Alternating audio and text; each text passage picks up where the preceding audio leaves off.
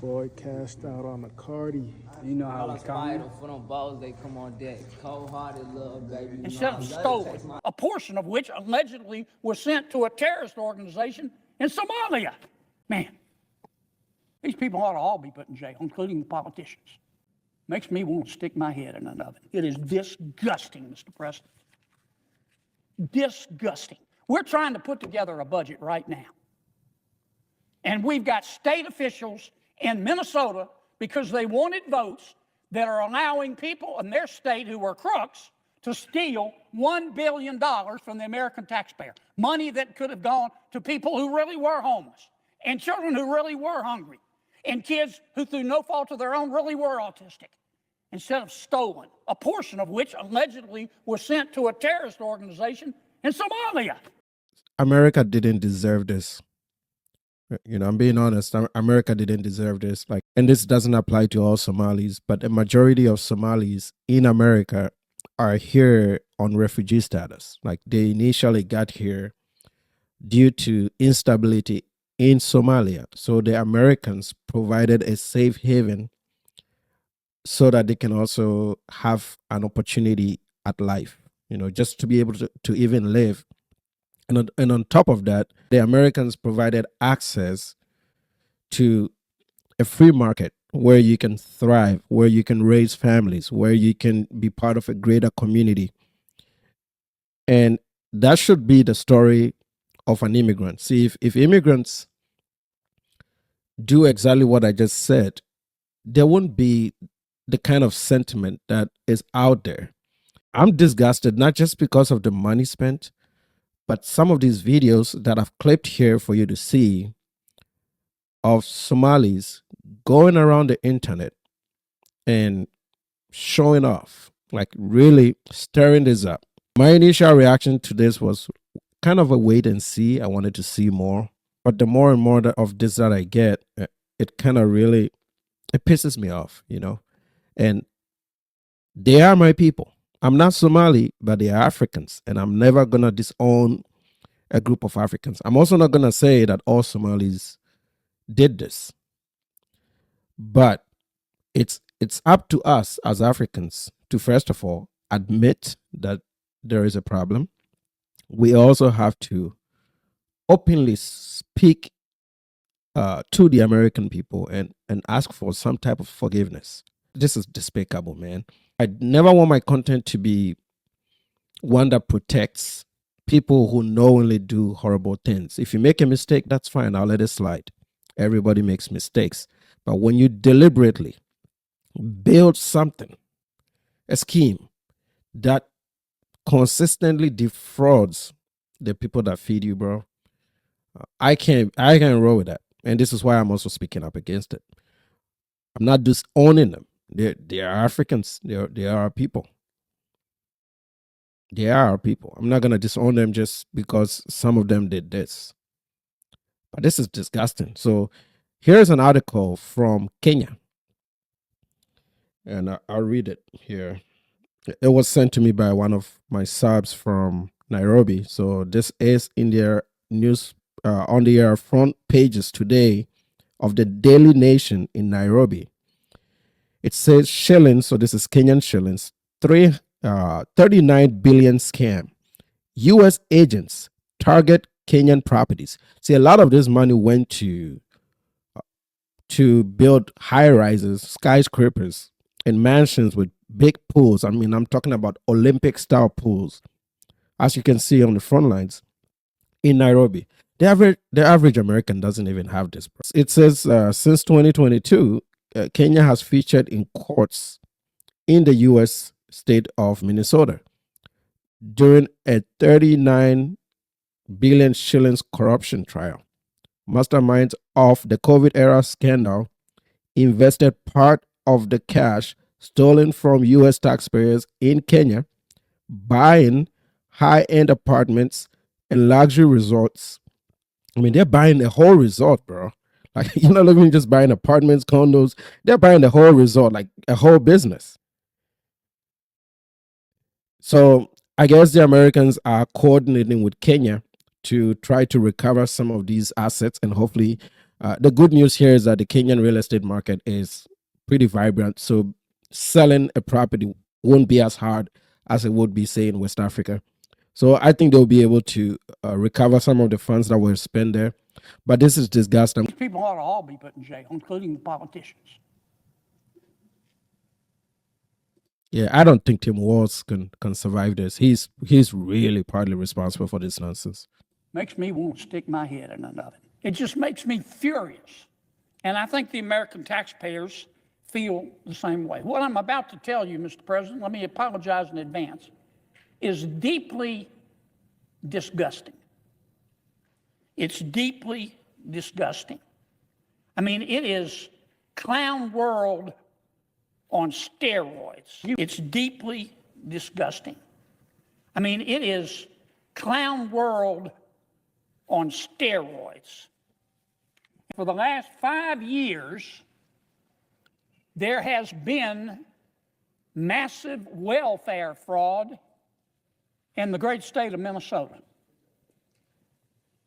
Massive. Over $1 billion of American taxpayer money has been stolen. Just stolen. They can call it fraud, but a better term would be stealing. And this fraud has been centered in the Somali community in Minnesota. Now, I'm not here to criticize the Somali community. I'm here simply to describe what happened. So far, 59 people have been convicted, 86 have been charged, and 78 of them are of Somali ancestry. That's just a fact. And at the height of the fraud, they were spending about $100 million a year. Not over the lifetime of the program, $100 million a year. Crazy. There's just That's a lot. one problem. There were no hungry children. There were hungry children. They just weren't getting any of the money. And the businesses, many of which were Somali owned, which were getting some money to feed the children from Feeding Our Future, the nonprofit that was quarterbacking this whole thing, they weren't giving any of the money to hungry children. They were spending it.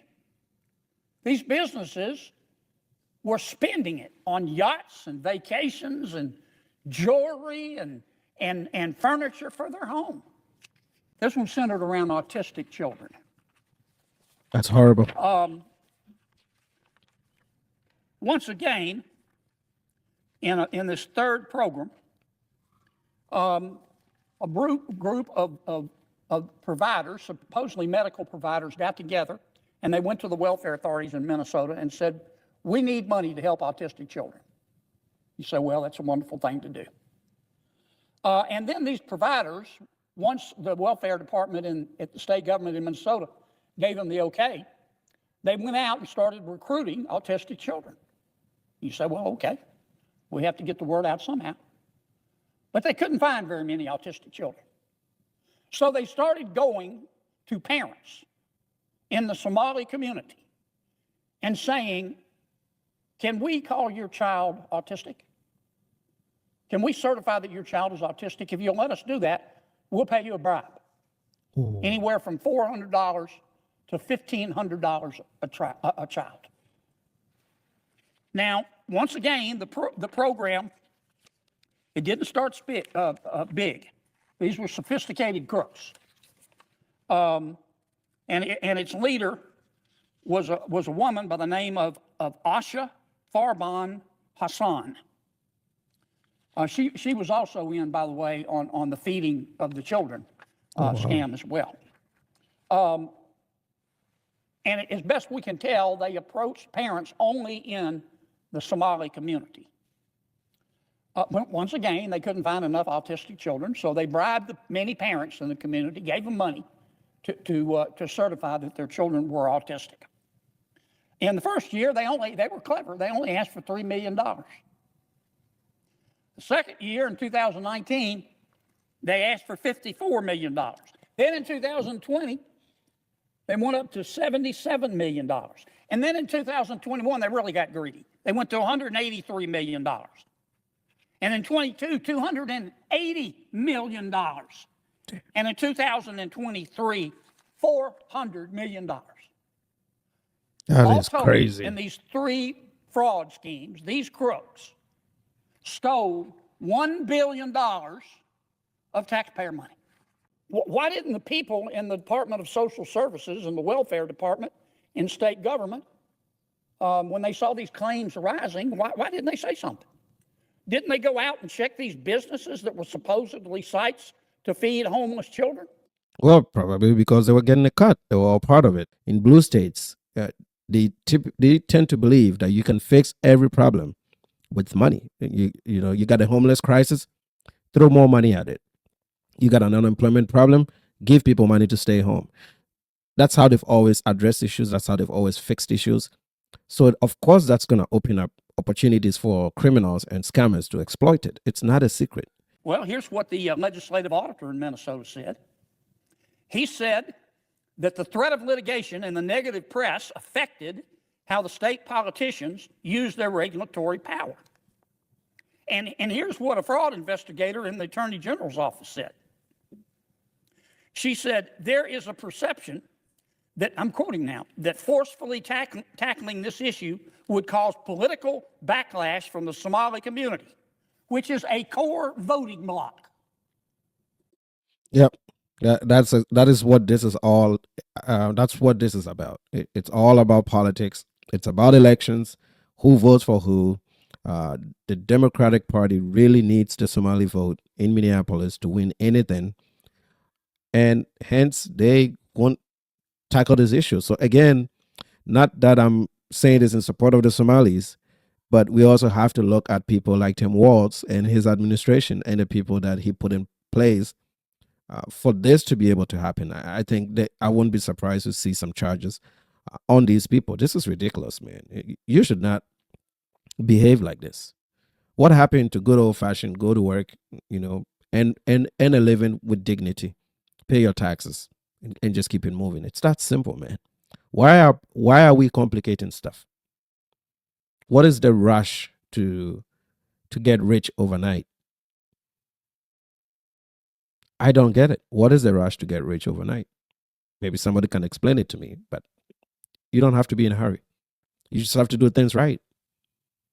And as you've seen, even when they get the money, they don't set it up to where it matures or grows into generational wealth. They just spend it on bullshit. They buy yachts. They take girls out on vacations. They spend it on alcohol and cigars and parties. And they buy real estate that they don't need, that they're not even going to live in them. You're buying homes in Kenya, but you're living in the U.S., and you have no plans of going to Kenya. This is disgusting. I agree with them. For Democrats. In fact, one of the other witnesses in the fraud investigation said, look, I told the prosecutors, let me just give you a cold dish of truth. The 80,000 voting bloc of folks with Somali ancestry, you got to have their votes to win in Minneapolis. And if you're a Democrat, you can't win Minneapolis, you can't win in the state. That's true. So the politicians did nothing. Don't just take my word for it. And don't blame the state employees. They tried. In fact, what he just described here is a hostage situation, really. It's like, hey, I know you're committed some crimes, but since I need your vote, I'm just going to overlook it. That's a hostage situation. But I'm quoting from what the employee said. Governor Tim Walz is 100% responsible for massive fraud in Minnesota. We let Tim Walz know of fraud early on. That's the employees talking. Hoping for a partnership and stopping fraud, but no, we got the opposite response.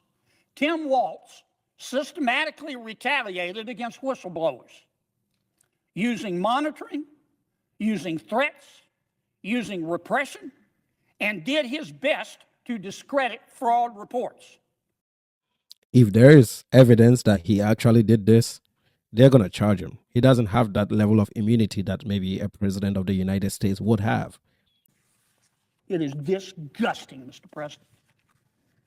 Disgusting. We're trying to put together a budget right now. And we've got state officials in Minnesota, because they wanted votes, that are allowing people in their state who are crooks to steal $1 billion from the American taxpayer. Money that could have gone to people who really were homeless, and children who really were hungry, and kids who, through no fault of their own, really were autistic, instead of stolen, a portion of which allegedly was sent to a terrorist organization in Somalia. Man, these people ought to all be put in jail, including the politicians. Makes me want to stick my head in an oven. Senator Kennedy was not mincing any words, man. And, again, like as an African from, I'm looking at this and I'm looking at this. I know people are going to say just Somalis. No, we got to take it too. These are our people. They're immigrants, they're Africans, they're Somalis. We got to call it out. I'm not going to sit here and say, well, because I'm Ghanaian and it's not, it's still an immigrant. People are going to look at this as, hey, if we didn't let these people in for whatever reason, asylum, whatever the visa programs were, this wouldn't happen, I don't know if that is true or not, because there's people that are from here that commit these crimes too, but at least they are committing crimes on their own soil. You're a visitor to the land. You don't have, this is not your home. Even if you've made it your home, it's not a place where you're born. You're not from here. You've naturalized to be here. It's a privilege. So by that token, it is up to you to do things to either preserve it as you found it or make it better for who is going to come next. And these greedy bastards have not made it any better. If anything, they've made it worse for any immigrant. Going on TikTok and seeing the mockery and how likely some people in our African community, in this case Somalis, are behaving really disgusts me.